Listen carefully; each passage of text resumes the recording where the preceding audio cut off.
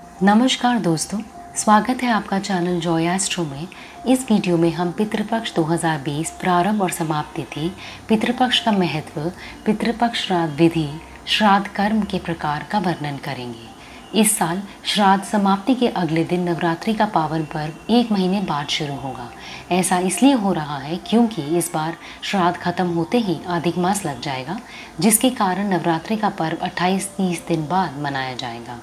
ज्योतिष गणना के मुताबिक 160 वर्ष बाद लीप ईयर और अधिक मास एक साथ पड़ रहे हैं और चतुर्मास भी इस साल 4 माह की बजाय 5 महीने का होगा। आइए बात करते हैं पितृपक्ष 2020 की प्रारंभ और समाप्ति तिथि। पितृपक्ष प्रारंभ तिथि यानी कि पहला श्राद्ध, जिसे पूर्णिमा श्राद्ध भी कहते हैं, 1 सितंबर 2020 को पड़ रहा है और पितृपक्ष समाप्ति तिथि यानी कि 17वां श्राद्ध, जिसे सर्वपितृ अमावस्या भी कहा जाता है, यह 17 सितंबर 2020 को पड़ रहा है। आइए अब बात करते हैं श्राद्ध कर्म के प्रकार के बारे में। पुराणों में तर्पण को 6 भागों में विभक्त किया गया है। पहला देव तर्पण, दूसरा ऋषि तर्पण, तीसरा दिव्य मानव तर्पण, चौथा दिव्य पितृ तर्पण, 5वां यम तर्पण, छठा मनुष्य पितृ तर्पण। अब बात करते हैं पितृपक्ष के महत्व के बारे में। वैव्रत पुराण के अनुसार देवताओं को प्रसन्न करने से पहले मनुष्य को अपने पितरों यानी पूर्वजों को प्रसन्न करना चाहिए। 5 यज्ञ में से एक यज्ञ है पितृयज्ञ, जिसे पुराण में श्राद्ध कर्म की संज्ञा दी गई है। पूर्वजों की आत्मा की शांति और उनके तर्पण के निमित्त श्राद्ध किया जाता है। यहाँ श्राद्ध का अर्थ है श्रद्धा पूर्वक अपने पितरों के प्रति सम्मान प्रकट करने से। श्राद्ध पक्ष अपने पूर्वजों को जो इस धरती पर नहीं है, एक विशेष समय में 15 दिन की अवधि तक सम्मान दिया जाता है। इस अवधि को पितृपक्ष अर्थात श्राद्ध पक्ष कहते हैं।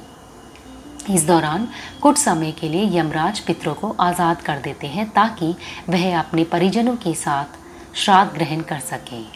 हिंदू धर्म में श्राद्ध का विशेष महत्व होता है। पितृदोष को सबसे जटिल कुंडली दोषों में से एक माना जाता है। पितरों की शांति के लिए हर वर्ष भाद्रपद शुक्ल पूर्णिमा से अश्विन कृष्ण अमावस्या तक के काल को पितृपक्ष श्राद्ध कहा जाता है।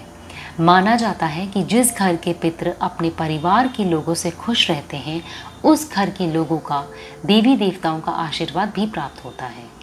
शास्त्रों के अनुसार जिन लोगों के पितृ उनसे प्रसन्न नहीं होते, उन्हें पितृदोष का श्राप मिलता है और उस घर के सदस्य कभी भी सुखी नहीं रहते और न जीवन में सफलता प्राप्त कर पाते हैं। इसी कारण से पितृपक्ष में पितरों का तर्पण किया जाता है और उनसे क्षमा याचना भी की जाती है। हमारे देश में बुजुर्गों को भगवान के बराबर महत्व दिया जाता है। इसी कारण से उनके मरणोपरांत उनका श्राद्ध कर्म किया जाता है। अब बात करते हैं पितृपक्ष श्राद्ध की विधि के बारे में। श्राद्ध कर्म के दिन साधक को सुबह जल्दी उठकर स्नान कर बिना सिले वस्त्र धारण करने चाहिए। श्राद्ध पक्ष में व्यासन और मांसाहार पूरी तरह वर्जित माना गया है। पूर्णतः पवित्र रहकर ही श्राद्ध किया जाता है। श्राद्ध पक्ष में शुभ कार्य वर्जित माने गए हैं। रात्रि में श्राद्ध नहीं किया जाता। श्राद्ध का समय दोपहर 12:30 बजे से 1 बजे के बीच उपयुक्त माना गया है।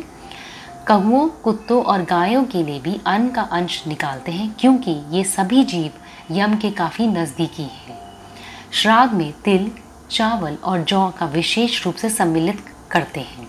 इसके बाद अपने पितरों का मनपसंद भोजन बनवाएं और उन्हें तिल अर्पित करें।